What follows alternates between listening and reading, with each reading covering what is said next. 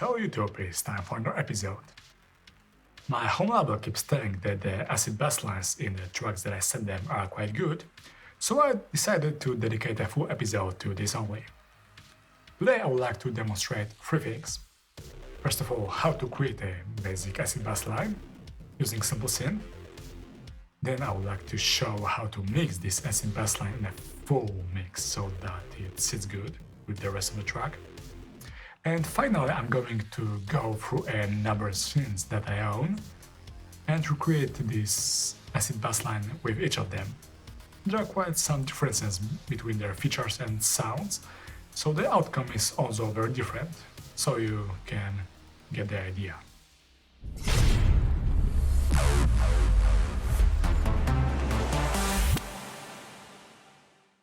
So without further ado, let's dive in.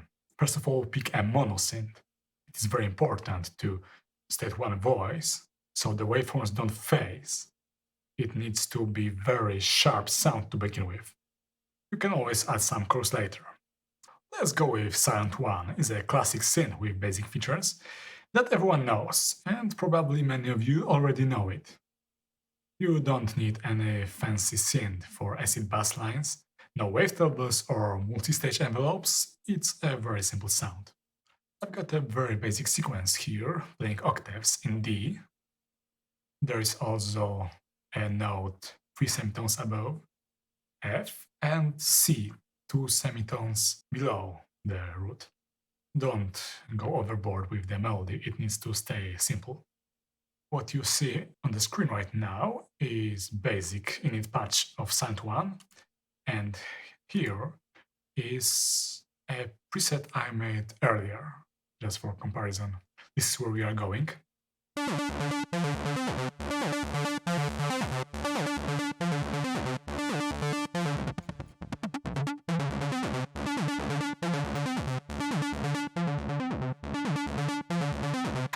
To create an acid bassline like this, you basically need three things.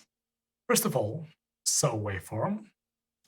Then low-pass filter with high resonance, and also a distortion. So let's go through it. As I said earlier, you need to stay in mono. Play a saw wave like this, 1 octave lower. Very simple for now. Then choose a low-pass filter here with 24 dB per octave or 4-pole, some cutoff to your taste. High resonance, this is important. It doesn't sound exceptional yet, but it's only a part. And distortion. It needs to be a certain type of distortion, like overdrive or clip. Some fancy effects like wave folding or complex curve distortion won't work quite well. It is completely different sound. So with distortion,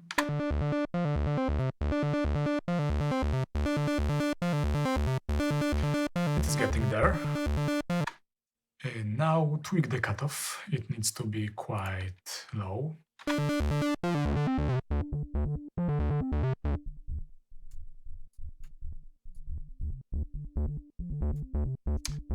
And of course, add the envelope to this cutoff. Cutoff A or both.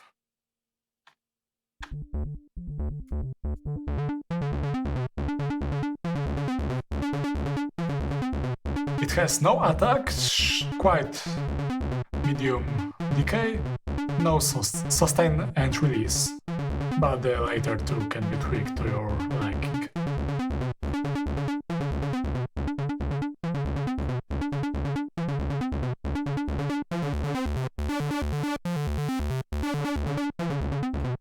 So there's a sweet spot in which the cutoff works.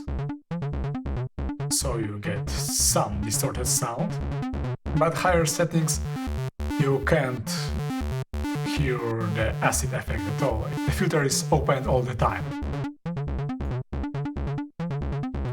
On top of that, we can add chorus with some moderate dry setting. And to make things a little bit more interesting, a delay.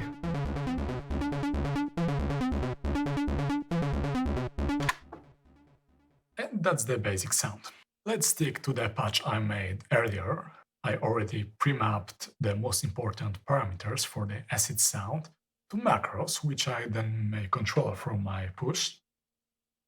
And also this modulation has certain depth that works in a sweet spot of acid. Like this, if you need any reference. And let's play with it for a moment. Cut off.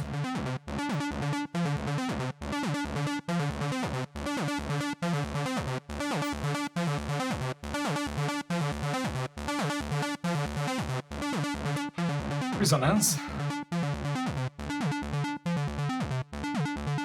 This is a very soft sound. And with max settings it gets crazy.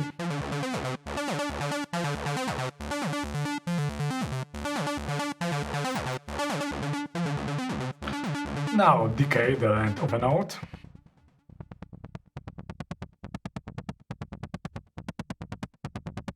Maybe this one is too low. This is about right.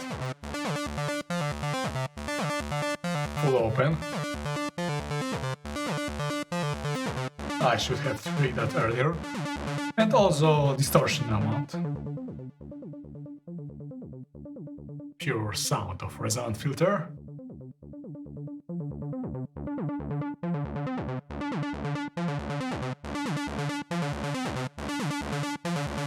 Full distorted.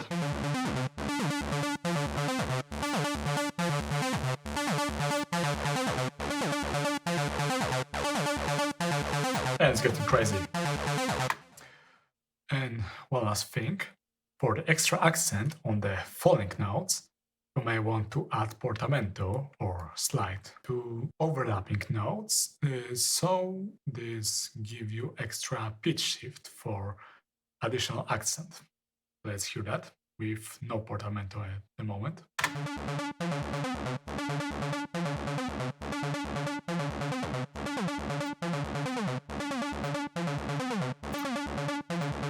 It's a bit too much at the moment, but you can clearly hear how the overlapping notes falling down an octave or two from C4 to D2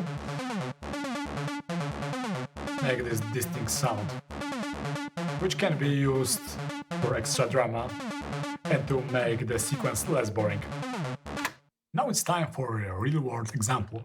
This is an early version of my track Flying Colors, which is about to be finished, and it sounds like that.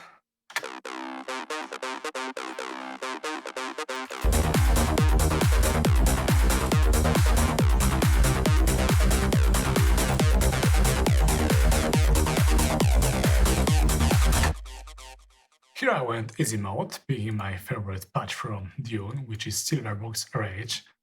Awesome acid sound with dedicated acid low pass filter. But it's not quite enough, because without any processing, it sounds like that. Very thin and low sound, which you can barely hear in a full mix.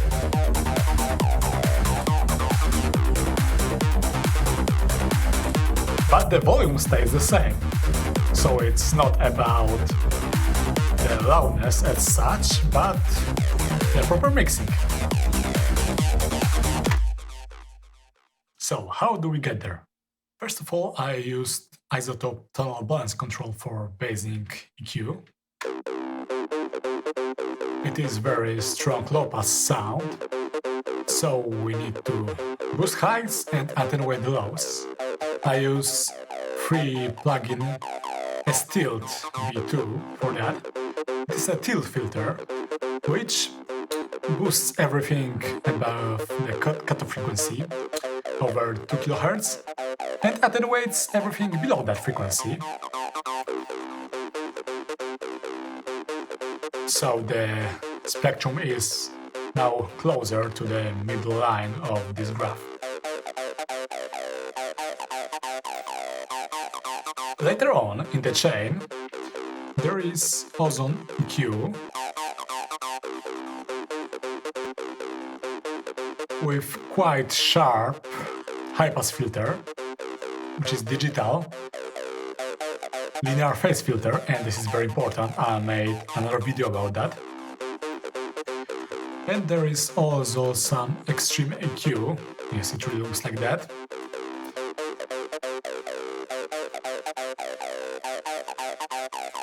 Just to even out the spectrum.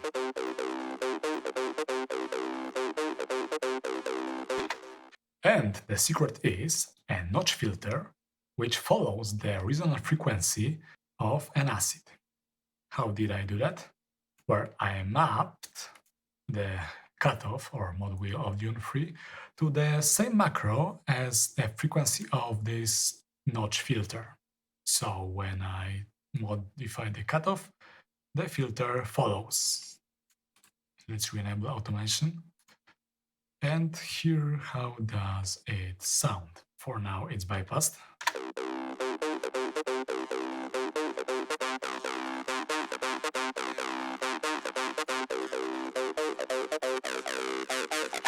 There is now much more space for high frequencies, as I compensated for that notch filter, of course, so the full wideband signal gets plus 6 dB without losing its overall volume. But let's hear how does it sound in a full mix with other instruments. Can you hear that? Well, probably not, because it doesn't cut through the mix. But let's now enable this notch filter.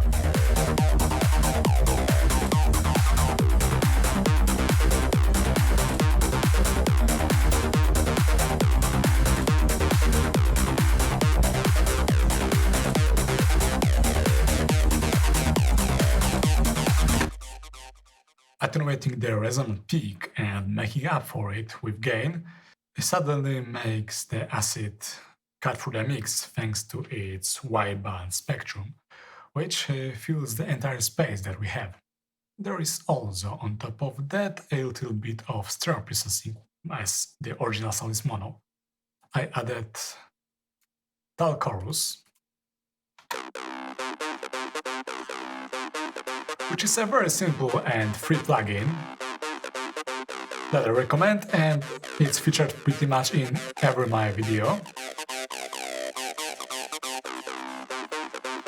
Later on, I added isotope image and made the low mids wider, so it lives in a space when the rest of bass, and of course all the lows, are much more narrow. And at the end I added echo from Ableton, so the signal is not so dry and gets some left and right action, which again fills this space in this pretty simple mix only. Kick, bass and some drums. So that's how I do it. Okay, now let's go through some patches. I count 6 subtractive synths that I own and recommend, and first of them is Massive X, a flagship synth from Native Instruments. So I lower the pitch to octaves with a simple one-voice saw oscillator, the Monark filter, which is quite aggressive with nice resonance, the max distortion, which is pretty weak, and additionally feedback. In the amp section, there is also some chorus, expander, and let's go through it step by step. Let's disable distortion, or maybe not. As I said, Monark filter is quite aggressive, but there are others, like default is Asimov, and this one is much weaker. This one is aggressive.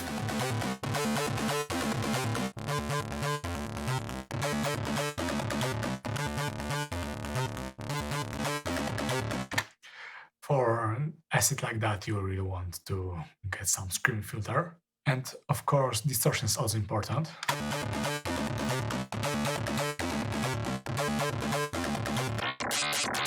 For instance, wave folder doesn't work, so I picked classic distortion with hyperbolic tangent.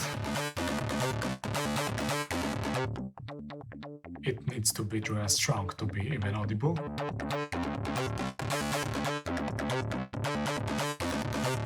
About 75% we start hearing it screaming. Also, let's hear the impact of feedback, other synths don't have it.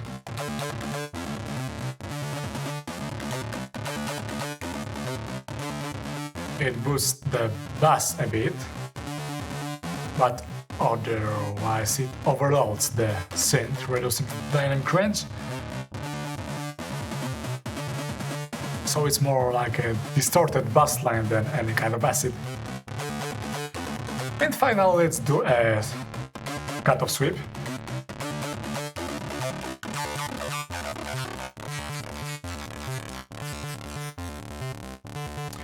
So the filter ends up pretty quickly. There is no more acid.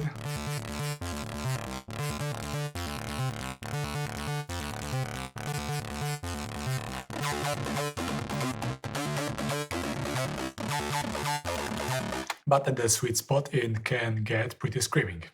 Now Serum.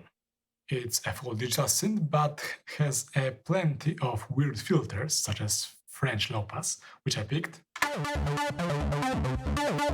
Look at it, it has some crazy frequency response, especially at higher settings.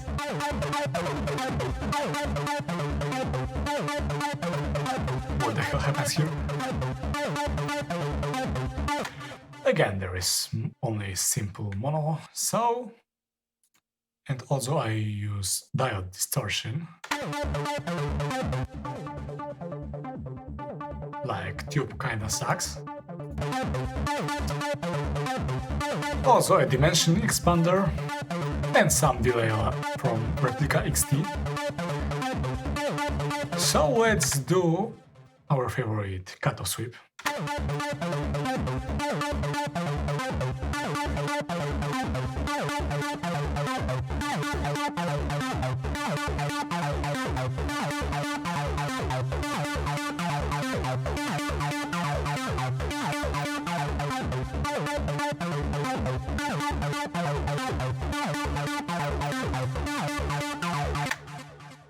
This one is pretty subtle, not so screaming, but overall very clean in the whole range that I got here. Now Native Instruments Monarch. It's a recreation of very simple classic synth from 70s, and it doesn't come with any onboard effects, even not a distortion.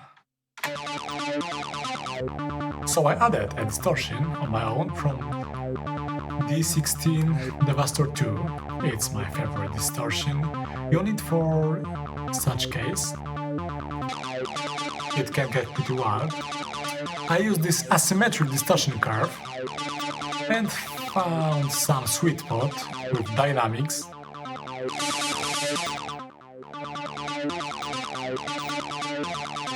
Preamp, threshold, these are quite similar, so you need to manipulate them so to get that distorted and screaming sound, but do not overload the plugin.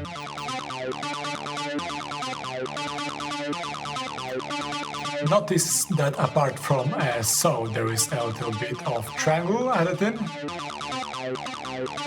but it's not very audible. And once again, let's do a filter sweep.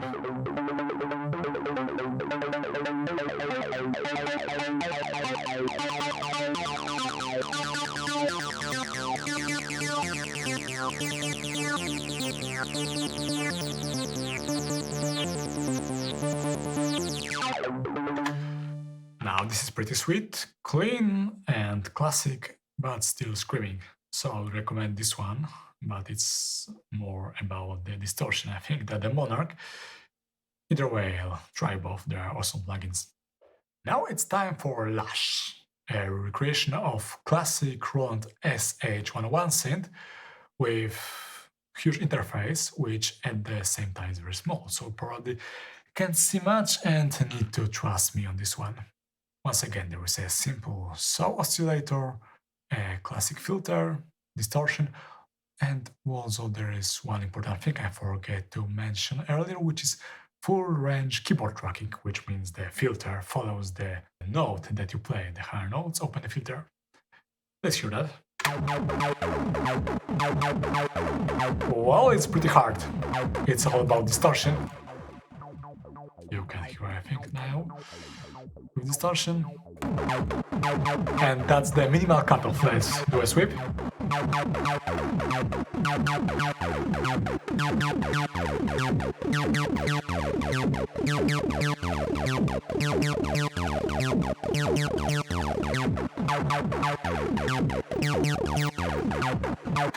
So while the Lush may have quite a soft sound on its own, with acid it gets pretty thick and hard. Now, Pigments 3.5 from Arturia. In this one, I decided to do something a little different. Namely, I morphed the saw and a little bit of square waveform for a bit of different sound.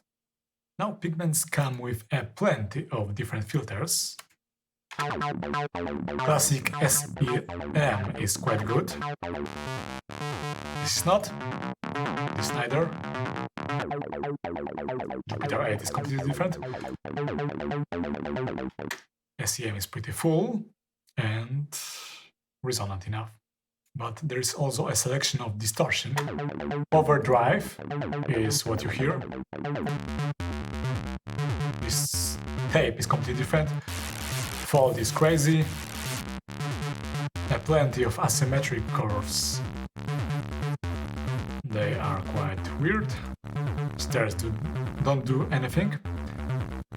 So stick with hard overdrive like that. Again, let's do a filter sweep. Macro 1 is filter cutoff.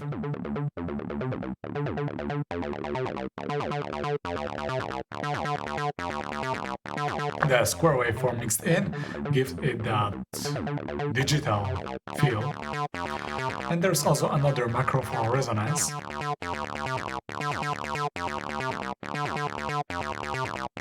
A very smooth liquid sound from Pigments.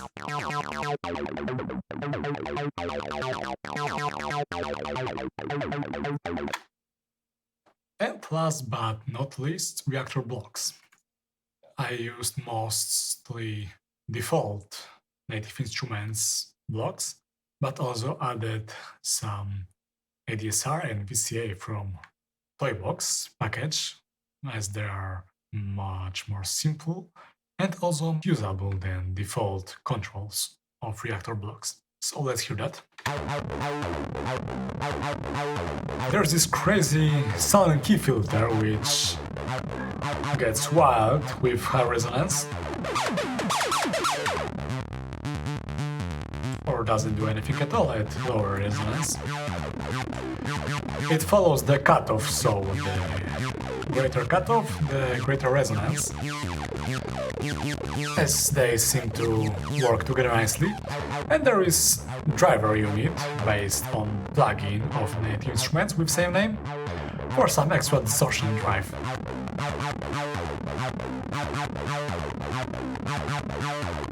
Let's hear a sweep, it's already automated.